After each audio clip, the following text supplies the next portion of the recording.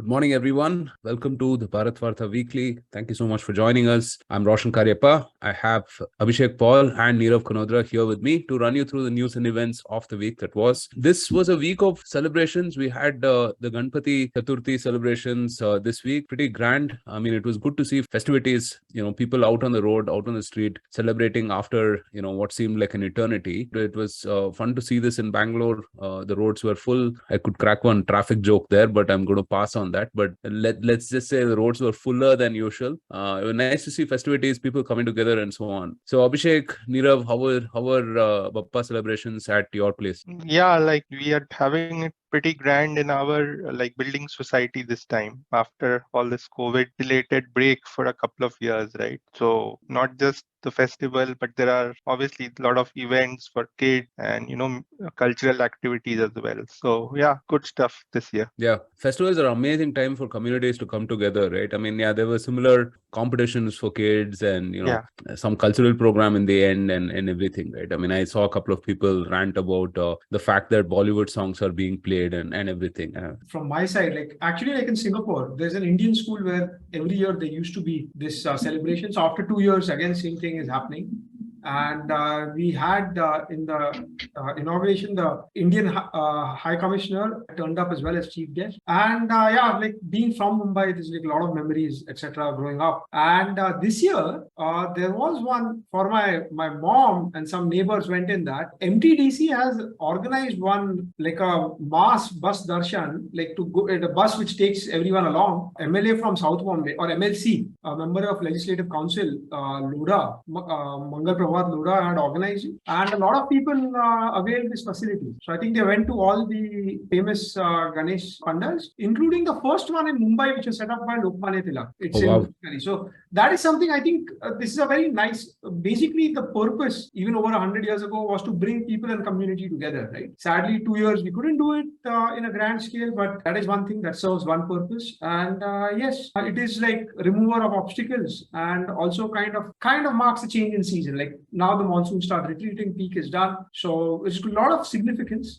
Great thing that the whole country is celebrating again after 2 years. Yeah, it was wonderful to see. Also, I mean, we put out an episode, I think it was episode 45, if I'm not mistaken, with Amit Paranjpe and Vivek Khaitan on the history and significance of the Ganesh festival and how it was revived by Tilak and all of those folks, right? Do check it out. It's a fantastic episode. We'll link to it in the description. All right, moving on.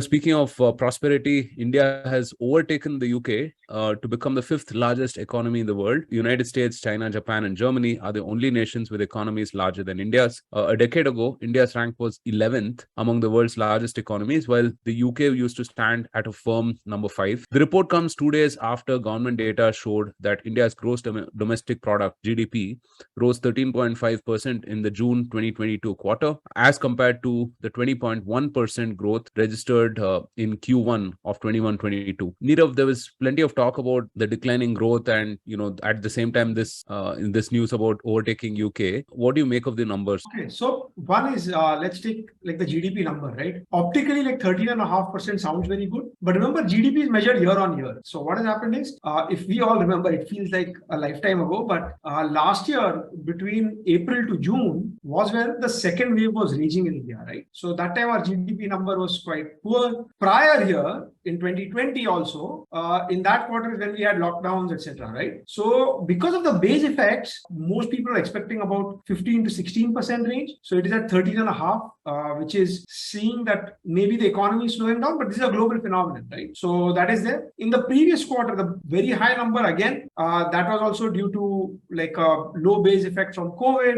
A lot of reopening, people are going out and consuming, and like there's been a little bit of revenge consumption or a bit of stocking up, right? So I think that is one thing. The number which I really like to see always has been like every month, first of the month, we get our GST collection data. That remains steady at 1.44 lakh crores. I think the peak has been in March. So March end number reported on 1st of April, but that's year end effect. And that is also showing not like a slowdown, but it's been around steady around 1.4 to 1.5 lakh crores. It has stopped growing that much, right? So this is an early indicator which says, okay, the economy is doing well. It is not growing as fast as many people expected, but it's a global phenomenon. I think inflation is a problem everywhere. Higher fuel prices do hurt people a bit, right? A lot of places, China is still shut. There are a lot of supply chain issues, etc. Right? So I think that is what it is. It is optically the number may look great. People expect going forward the GDP to be around 7%, 6.5% to 7%. Earlier expectation of 7.5% to 8%. Right? So India is still growing, not growing as fast as some people expected. Right? So that is one thing. Putting it into global context, India is doing quite well. So if you look at Europe and UK, which is very dependent on energy imports from Russia, and they are having their own prices. So what has happened is this GDP numbers are released quarterly. India has gone ahead of UK. India was growing at the same pace, like a steady pace. And what has happened is growth in UK has kind of flatlined, right? So that is how we've overtaken the previous economy we just overtook to become sixth largest. About 6 months ago was France, right? So we've gone ahead of France and UK. They are kind of flatlining. They are having their own struggles. So this is not something really massive or to be celebrated. I think Uday Kotak and like a couple of others on social media also pointed out that while it is a good thing, UK population is 6.8 crores. India is almost 140 crores, right? So we are 20 times the number of people. So per capita GDP is about 5% of UK, right? So we've got a long way to go. I think this, our GDP at around 3.5 trillion puts us on track that our target of like reaching 5 trillion probably gets delayed by a year, but by 2030 maybe we do reach 10 trillion. Also, it's always interesting to know like what people call, a lot of other countries have middle income traps, where as you grow richer, the things which got you there become too expensive and you become less competitive because your cost of labor rises, etc. I think for India being a large diverse economy and a lot of excess labor, I think we have a long way to go. The bottlenecks, whichever will be, there'll be new bottlenecks, there'll be new opportunities, and with kind of like the world has realized that being too dependent on China or like being too dependent on Russia for energy or having just one supply source isn't good enough. So India stands to benefit. So I think, yes, it's a realistic report. It's a good thing. Now, if we are really bothered about the races, India's GDP is about 3.5-ish. UK is about 3.3. Japan and Germany are in the range of 4 to 5 trillion. Then the big boys, China is about 15 trillion, almost 5 times as big as us. And USA is about 22 trillion, right? 22, 23. So then it's like a long way ahead. Maybe by in a few years' time, maybe 5 to 7 years' time, we probably will overtake. When we become a 5 trillion economy or a little bit bigger, we might overtake Japan and Germany as well. But again, those are much smaller populations, so we shouldn't rest on our laurels. We have like miles to go. Hopefully, we keep reforming, keep moving ahead, and keep up the momentum. Yeah, fantastic. I heard the per capita argument on Twitter as well, and I think it's absolutely the right way to look at it in terms of wealth and productivity and stuff like that within the country. But in absolute terms, it gives us a greater economic heft globally, right? Because hey, I mean, a company that is planning to invest in India or looking at India, will look at the absolute terms as well, right? How much money that they can make.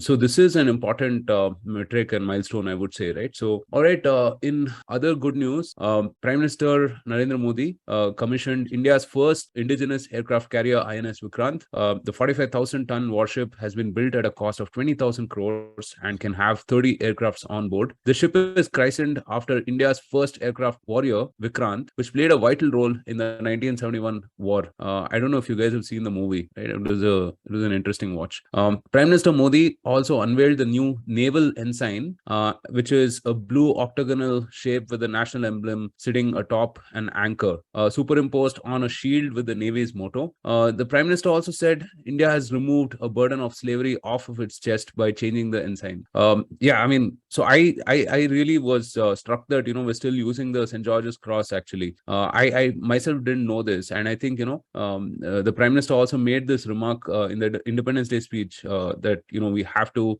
focus on decoloniality, right, and move ahead. Yeah, Abhishek, there's a fantastic endeavor to that effort, right? Yeah, absolutely. So not only was I surprised that the St. George's Cross was present on our naval symbol, but the fact that it had been removed and then brought back, it seemed, probably by the UPA government. So I was kind of amazed by what's the thinking behind that. I mean, I've heard people give the logic that it's about our military traditions and all that. So whatever, I mean, people can have their point of views. Coming to the commissioning of INS Vikrant, obviously very big achievement, right? Having our first indigenous aircraft carrier. But the fact that it took us so long is also something to be kind of concerned or disappointed about, right? So this was initially proposed in 1999. So just imagine the time it took, from George Fernandez, the then defense minister under the Vajpayee government, to sort of kick off that process and then finally reach here, right? And I mean, it got proposed or let's say authorized in 1999, and then by 2001, Cochin Shipyard had been selected, right? That they would be doing the construction, and then over time, of course, they kept changing the plan, right? So in terms of how much tonnage and basically how much capacity this aircraft carrier will have, right? And so finally, it's ended up at around 45,000 tons, right? And this is basically if you go by our history, this is our fourth aircraft carrier, right? So as you talked about, our first one was the original INS Vikrant, which played a key role in the 1971 war. We can see the movie The Ghazi Attack, right, which portrays it quite well. So INS Vikrant was built on a partially built UK ship, right, HMS Hercules. Our second one, INS Virat, right, which was in service from 87 to 2017. That one was also built on a discarded British carrier, HMS Hermes. HMS Hermes had played, part in the 80s conflict with Argentina, right, and the Falklands War. And then we got our third aircraft carrier in 2013, built on the Soviet Admiral Gorshkov, which we call INS Vikramaditya. So that is still in service, right? So that is also about a similar size as this one, INS Vikrant. And now we are building our let's say fifth aircraft carrier, our second indigenous carrier, which will be called INS Vishal, which is supposed to be commissioned in 2030. So yeah, I mean, India is now one of the few countries which has two aircraft carriers active. The US has 11, and after that, everyone else below that has two or fewer. So in terms of how this has been received, I think obviously the response has been generally positive, but there have been critics who are saying, this INS Vikrant doesn't fully, suit India's requirements. Like the aircrafts on this are the MiG-29 one, and I think it's a capacity of 30 aircrafts or so. So, I mean, there's always this debate in military experts, right, in terms of whether aircraft carriers are suitable or not for any particular country. But in terms of demonstrating engineering capabilities, I think this is a great landmark. And yeah, hoping that, let's say, the next one doesn't get into similar kind of delays, right? Because I mean, the first step is to be able to do it, and then the next step is to do it on time and on budget, right? So that will be another landmark for India, right, if we are able to pull it off within good time. No, and considering that the focus on developing indigenous capabilities, right? I mean, with a lot of the policy measures that have come in with the Defense Acquisition Council, and helping the local ecosystem, building the local ecosystem, I think that hopefully the second, third, fourth variation or version of this, right, I mean, whenever it comes out, will be a lot faster and more efficient.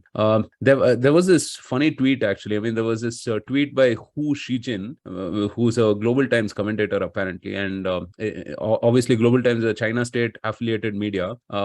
So it had tweeted that the promotional video of India's aircraft carriers well produced, making the 42,800 ton warship look like an 80,000 ton one.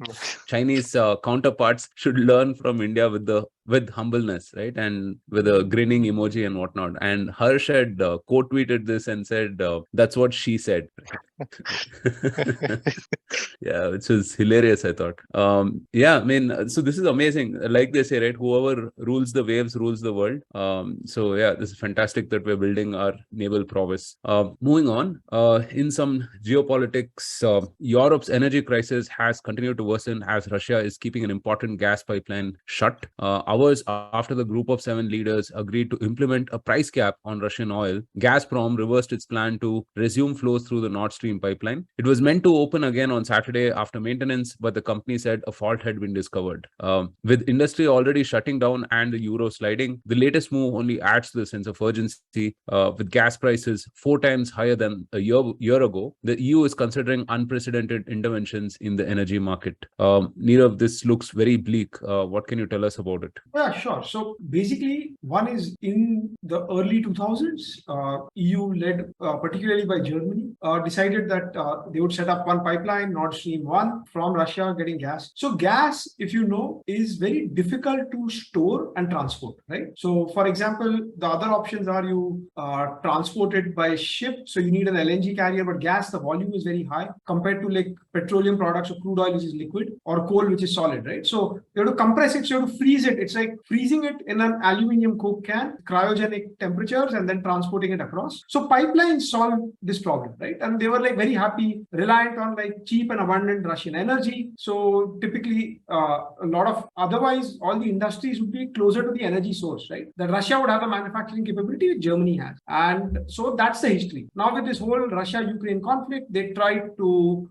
ban Russian crude oil imports, but not ban, but restrict. And then they said, oh, we will keep price caps. And so Russia has retaliated back saying, oh, you are dependent on my natural gas. And they're saying that there have been some scheduled maintenances. They've reduced the flow to 40% of the peak capacity, and probably they're saying that they'll go to 20%. Now, Europe, because of the cold winter, they've so much phased out coal and even nuclear that they're very dependent on gas. So again, gas, what they do is they keep importing via the pipeline. It is a seasonal pattern of consumption. A lot of winter heating is required. So it is stored in storage tanks in Europe, in Netherlands, Germany, etc. And then it is used. So you build up your storage, you use it over the winter, like hibernating animals, or like, you know, the ant and the grasshopper, you know, you accumulate all for winter and then you run it down and then again start filling up storage during the year, right? Because production is steady. So you kind of transport it and do this. So Russia has been retaliating in this manner. You're seeing on the oil front as well that India and China are importing more crude from Russia and instead of Middle East, and then Europeans are importing oil from Middle East. But for gas, it's much more difficult to transport and store. There are not enough LNG terminals. There are not enough LNG carriers, ships. So that is that. And now what has happened is gas prices have gone up 4x, but like electricity prices have gone up from 14 to 20x. So what happens is that a lot of manufacturing industry, it is not viable to manufacture anything and sell at the prices that you can, right? So a lot of industries are choosing to shut down. I think because of political pressures, the government should not allow the utilities to pass on the high energy prices to the consumer, especially the poorer ones. Hence, industry will have to pay even higher prices, cross-subsidized. It's very much like India, where the West has been lecturing us that, oh, why does India do these kind of things? But political pressures make you do this. So what has happened is a lot of manufacturing industry is either slowing down or shutting down production, which further leads to shortages, leads to inflation elsewhere in the world. One very particular thing is urea is made from natural gas. So I don't know if you remember high school chemistry. It's called Haber's process, where you add and you make ammonia, which is used to make urea. And if natural gas prices rises so much, fertilizer becomes more expensive. So farmers will use less fertilizer. So the crop yield kind of falls. Doesn't go to zero. But remember what happened in Sri Lanka, where they stopped chemical fertilizer, yields fell by half. But if say farmers use 10, 20% or 30% less fertilizer, the crop yields fall. I think there is something called a nitrogen curve, which kind of has a chart, how much fertilizer per acre do you input and what is kind of your output for wheat or other grains, corn, barley, whatever they grow in Europe. So this is going to be like a second, third order effect, right? So I think it is quite sad, and there's a lot of issues out there. But I think, see, Europe, even if the flow of prices or inflation is high, they are wealthy nations. It's a wealthy bloc. They will have to figure out a way. I think there's a lot of short-term pain, yes, for a lot of local consumers and average person on the street. But in the future, maybe there will be a bit of revival of coal. There will be revival of nuclear plants. Germany, which was mothballing nuclear plants post Fukushima, is trying to restart a few of them. France also has nuclear plants. Again, there were some issues and some maintenance issues there. I think all of these things compound and hit at the same time. So that is there. You will see a lot more energy saving things going on. If you look at the news, it's quite dark. In Germany, they're keeping alternate streetlights on. They've shut down public pools and like public heated pools. They're switching off a lot of public places. They're switching off lights in libraries, etc., etc. Right? So it tells you that this is very, very dire. But humans, people, everybody adapts in adversity. We saw that during COVID as well. So it's not as if it's the end of anything. Maybe some things become a little more expensive. Maybe you see manufacturing move to different places. China has been picking up the slack from Europe because their exports are very strong. Their domestic economy is not doing well, but because Europe is shutting down, China can export a bit more, etc. But so everyone adapts, things move on. But yeah, this is, I think it's going to be like winter of discontent, or like as Game of Thrones says, winter is coming, and it'll be very, very interesting, especially if the winter is a little more severe. And given the global energy markets, right? It's funny that if the winter is severe in Japan, for example, see, Japan is another rich country which can afford to buy up expensive gas. So they will buy up expensive energy from elsewhere, and Europe will be struggling. Similar thing is probably with China relaxing zero COVID during the winter. If they do that, I think that's a lot of other energy demand. So it is going to be very tough. This is for the rich countries. Now coming to the poorer countries. So you're seeing countries like Sri Lanka already has had this issue, but countries like Bangladesh and Pakistan, they are having to raise their fuel prices. They had given a lot of subsidies. India, if you remember, they were raising petrol prices by 80 paisa a day, or like 1 rupee a day, and like slowly over 2 months, we kind of like removed the subsidy and like got back, right? And so you're seeing those countries struggle, and they can't afford to pay for a lot of expensive energy. So you will see a lot of the lower end manufacturing will have to shut down. A lot of the things where you had, low cost was the main reason why, say, textile manufacturing went to Bangladesh, right? Similarly with Indonesia, though they use a lot more coal, but higher, if gas prices are too high, people will use crude oil wherever they can substitute. They will use coal. So it has like a second order, third order effect in like other markets, right? So all energy, a lot of energy can be substituted. So instead of using A or B, so it has a lot of knock-on effects. Lastly, I want to say, the West thought that Russia would be crippled by the sanctions. So Russia is selling half of their gas to Europe on a total basis at 7 times the price. So net revenue from Europe to Russia has gone up 3.5x, right? Russia used to sell a lot of oil to Europe. Instead, it is selling to India and China, maybe at a discount. We don't know the exact details. And that just adds to transportation costs. There's shortage of shipping. And Europe is importing oil from Middle East. So it's just replacing these things, right? So it tells you who is more fragile. That being too dependent on one source can leave you crippled. Again, we've said this multiple times, that you need to have alternate sources. You need to have a bit of redundancy. Move from just in time to just in case. And so I think this is going to remain. You will see everybody push a lot of renewable energy, wind, solar, but also nuclear, also coal. You'll have to have extra capacity for just in case. What if something goes wrong? And maybe that leads to higher inflation on a sustained basis, at least probably for the next 4 or 5 years, if not a decade. So obviously there are knock-on effects for the whole world. The epicenter of the crisis is in Europe, but rest of the world will have to pay dearly for energy. Yeah, fantastic summary, Nirav, for sure. I mean, I think it's a worsening crisis. And thanks for reminding me about Haber's process. I hadn't heard it in a long time. I was a chemistry nerd in school, right? And we had this long, complicated process of converting nitrogen to ammonia, right? Yeah, it was fun memories. So a few points to add, right? I mean, I think, Trump had warned of German dependence on oil, on Russian oil, at the 2018 UN General Assembly. And there's this fantastic video of him, talking about this, and a bunch of bureaucrats or whatever, just laughing, right? I mean, laughing with such incredulousness, like, oh, what is he even talking about types. I mean, I think just check out that video for sure. It's really, I mean, in retrospect, I mean, it looks really hilarious. Also, there was a couple of threads I would recommend. Surya Kanegaonkar, who you've heard a couple of times on the podcast, also put out a fantastic thread on this, right? On how Europe depended on US for security, and consequently, I mean, it's had to pay back right now in this sort of a standoff between US and Russia, right? And that they don't have control on their foreign diplomacy and so on, right? And yeah, I mean, fantastic thread. Don't want to ruin it. Do check it out. We also had Tracy Shuchart, right? I mean, on the podcast some time back, talking to Valina Chakarova about energy markets and oil prices and so on. We'll link to that episode in the description. Do check that out. Fairly comprehensive if you want to understand, what's happening at a very fundamental level. Yeah, all of this stuff. Do check out the description. All of these links will be available. Moving on.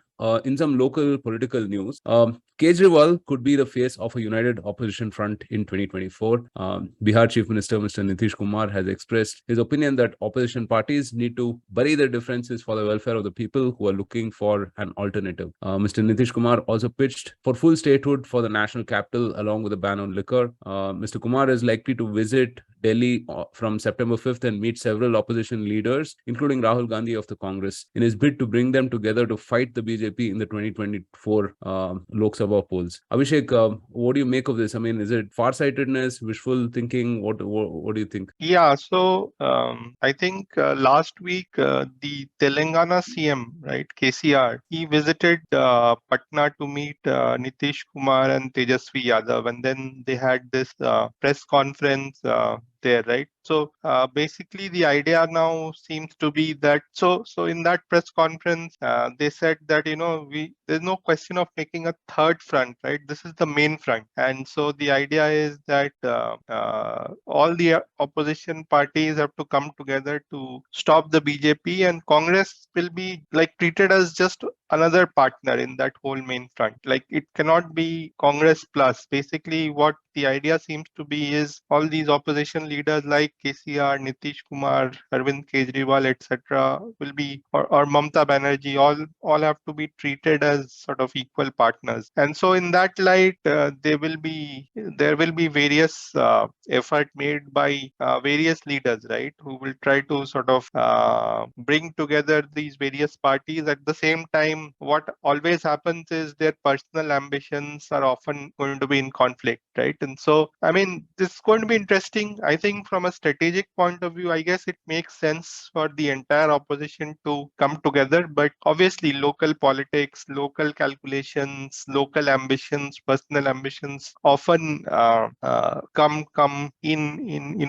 against this sort of utopian idea of a united opposition to take down the BJP. So yeah, interesting road ahead. But with Mr. Kejriwal's face on the screen, I am reminded of his. So he said something quite funny this last week, right? He was in Gujarat, I think, where he told that to BJP Panna Pramukhs, right, who are basically the lowest level, block level karyakartas, who help gather vote from BJP voters. So he said that, look, we can't give you any money, but so you keep taking money from the BJP, but you ensure that the votes come to AAP. So I think he said something like that in his early days in Delhi as well. So yeah, he's still having the same, tactics and tricks. Free electricity, good schools is what he basically talks about. But yeah, it will be interesting to see. I mean, now that he has Punjab as well under him, right? I mean, you can clearly see that over the next decade, he will try to take up as much as possible to urban places, urban centers all around India, right? You will see efforts of up in Bangalore, I think, maybe Mumbai.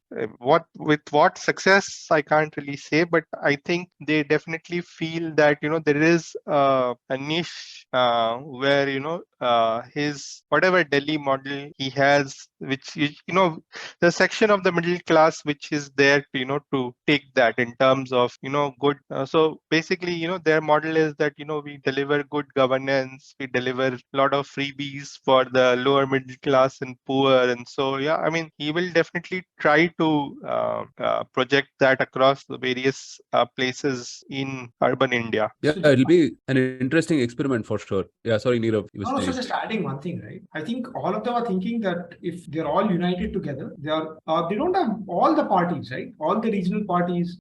First is like they look at Congress as competitor in each of the states. Plus, like if everybody comes together, they believe that yes, by vote share, if they can consolidate, they can probably win, which you never know. But each one of them has ambitions of being like a prime minister, right? So it is a classic prisoner's dilemma over there in such coalition politics that do I work together and cooperate and we all win? And in ideology, they don't have much in common actually. It's only like, oh, we are not BJP or like anti-Modi or whatever.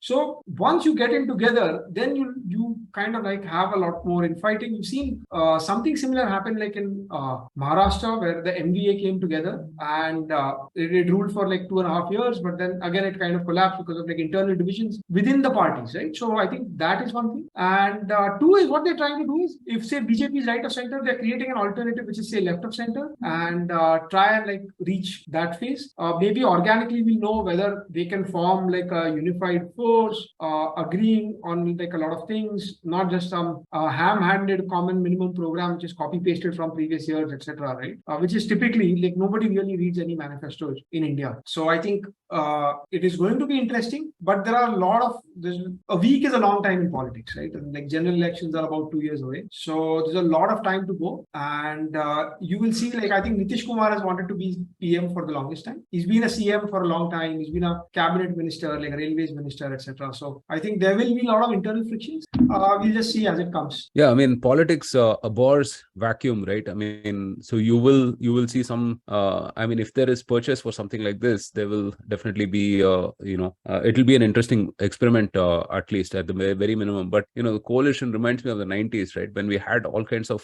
folks at the helm, right? I mean, I.K. Gujral, H.D. Devegoda and whatnot. And I don't know, people kind of romanticize different people coming together to craft this coalition and diverse interests and whatnot. But if you remember that entire period, almost nothing got done, right? And it was just a very chaotic time where you would open the newspaper and not realize, like, and half expect that someone else would be the face of the country, right?